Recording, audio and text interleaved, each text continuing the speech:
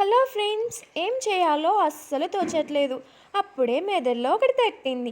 ఈ సంవత్సరం అయిపోయింది కదా, కొత్త సంవత్సరంలో స్వీట్తో ఎంటర్ అవుదాం friends. 2 cups of sugar, 2 cups of curd, 4 cups of oil వేసేసుకొని గ్రైండ్ చేసుకోండి.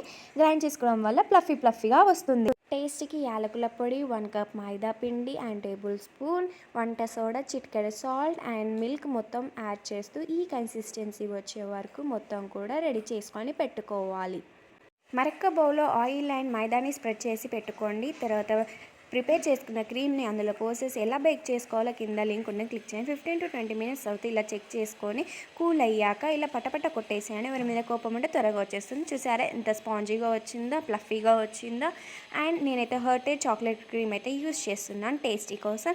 రెడీ అయిపోయింది ఫ్రెండ్స్. ఇంట్లోనే ఈజీగా ప్రిపేర్ చేసుకోవచ్చు.